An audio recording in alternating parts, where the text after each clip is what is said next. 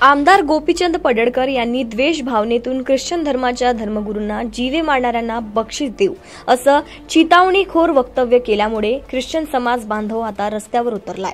सोमवारी नांदेडच्या जिल्हाधिकारी कार्यालयासमोर भर पावसात आमदार गोपीचंद पडळकर यांच्या वक्तव्याचा निषेध करीत ख्रिश्चन समाज बांधवांच्या वतीने धरणे आंदोलन करण्यात आलंय।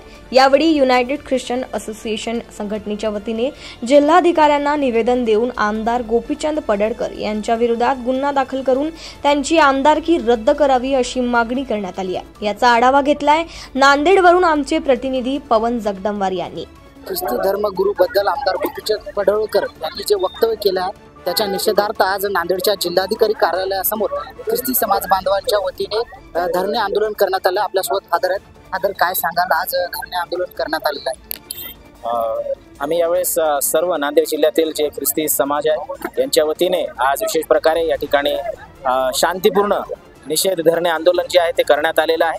आणि याचं कारण हे की आमदार गोपीचंद पडळकर जे आहेत त्यांनी ख्रिस्ती धर्मगुरूंकरिता जे बेताल वक्तव्य केलेलं आहे आणि विशेष प्रकारे संविधानात्मक पदावर असताना विशेष प्रकारे जे असंविधानात्मक वाक्य त्यांनी वापरलेलं आहे जे त्याचा आम्ही निषेध करण्याकरिता या ठिकाणी आलेलो आहोत। आणि आज कलेक्टर ऑफिस या ठिकाणी आम्ही येऊन आदरणीय कलेक्टर साहेब यांना विशेष प्रकारे आम्ही हे निवेदन दिलेलं आहे की आमदार गोपीचंद पडळकर यांची जी आमदारकी आहे ती विशेष प्रकारे रद्द करण्यात यावी, त्यांच्यावर गुन्हा दाखल करण्यात यावा आणि ख्रिस्ती समाजाला योग्य तो न्याय विशेष प्रकारे तो देण्यात यावा।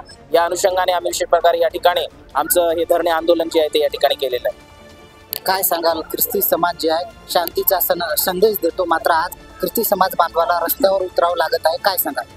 आज गोपीचंद पडळकर ज्याने जे बेताल वक्तव्य केलेलं आहे म्हणजे धर्मगुरूंना मारहाणाची त्यांनी जी भाषा केलेली आहे, ज्या प्रकारे त्यांनी म्हणलेलं आहे की जे कोणी त्यांना मारेल त्यांना पहिलं बक्षीस 5 लाख, दुसरं बक्षीस 4 लाख आणि तिसरं बक्षीस 3 लाख रुपये आणि त्यांचं सैराट करतील म्हणजे त्यांना संपवतील तशांना 11 लाख रुपये दे असं त्यांनी जाहीर केलेलं आहे। त्या गोष्टीचा आम्ही निषेध करतो आणि संविधान पदावर राहणारा म्हणजे या संविधानाचे शिल्पकार डॉक्टर बाबासाहेब आंबेडकरचं जे संविधान आहे त्याच्या संविधानाला कुठेतरी गदा आलेलं काम करत आहे।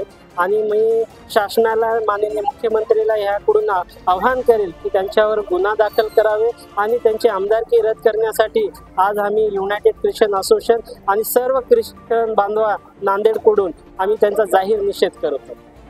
एकंदरीत आपण पाहू शकता ख्रिस्ती समाज बांधवांनी जे आहे ते गोपीचंद पडळकर यांचा निषेध केलेला आहे आणि त्यांनी सरकारकडे मागणी केली आहे की त्यांची आमदारकी रद्द करावी आणि त्यांच्यावर गुन्हा दाखल करावा।